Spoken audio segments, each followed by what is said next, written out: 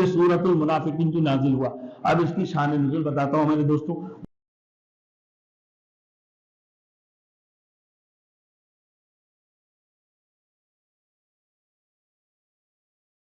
Thanks for watching. Don't forget to like, comment, share and subscribe to Maulana Habibullah Ruhani Official. یہ سورۃ المنافقین جو نازل ہوا. اب اس کی شان نزول بتاتا ہوں میرے دوستوں. وقت ختم ہو گئی کہ ایک چھوٹے سے صحابی زید بن ارقم، انہوں نے جو ہے نا یہ باتیں ذکر کیا. وہ پانی لے کے آپس میں مہاجرین اور جو ہے انصار میں لڑائی ہو گئے تھے. تو جب لڑائی ہو گئے تھے تو وہ مہاجر نے انصار کو مار دی. مارنے کے بعد ہی معلوم ہوا کہ وہ رئیس المنافقین ابی ابن خالد کی کیا ہے رشتہ داروں میں خاندانوں میں ہے. یہ کہا کہ ٹھیک ہے مدینہ جا کے ان کو اپنا مدینہ سے نکالتا ہوں. یہ بات یہ زید بن ارقم چھوٹے بچے تھے، انہوں نے اپنے چچا سے کہہ دیا. جب چچا سے کہا، چچا نے اللہ کے رسول کے سامنے ذکر فرما دی.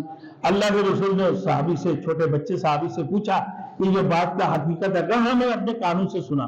اللہ کے رسول کے سامنے اس نے قسم کھا لیا کہ یہ اللہ کی قسم میں نے اسے بات نہیں کہا. یہ کہا کہ میں نے اپنے کانوں سے سنا. تو جب اپنے کانوں سے سنا، سننے کے بعد یہ بات تو جھوٹ نہیں ہو سکتے ہیں، لیکن اس نے قسم اٹھانے کی وجہ سے اللہ کے رسول نے یقین کر لیا کہ انہیں یہ بچے صحیح نہیں سنا. تو اللہ کے رسول نے مسکرایا. پھر اللہ کے رسول چل پڑے. اللہ کے رسول سفر کی حالت میں تھی، جہاد کے سلسلے میں. اللہ کے رسول پھر ان کو ابی ابن مالک اس کو خالد کو جب بلایا، بلانے کے بعد ہی بولے یہ غلط بات ہے، تو نکل گئی. پھر اللہ کے رسول نے کان موڑ دی زید بن ارقم کو اور مسکرائے. آگے چل پڑے. ابوبکر صدیق رضی اللہ تعالیٰ نے پیچھے سے آیا کہ کیا بات ہے زید، کیا بولا اللہ کے رسول نے؟ بولے کچھ نہیں، میرے کان موڑا اور اس کی بات مسکرائی.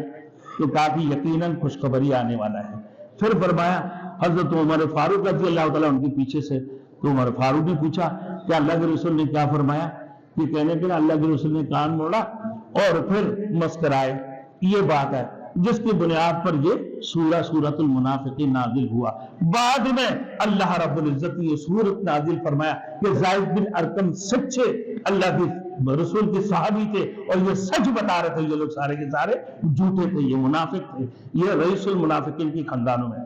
اللہ پاک پروردگار عالم میرے دوستوں ہم سب کو عمل کرنے کے توفیق عطا فرمائے. بقایا انشاءاللہ تعالی آئندہ جمعہ کو بیان کر دوں گا. وآخر دعوانا ان الحمدللہ رب العالمین.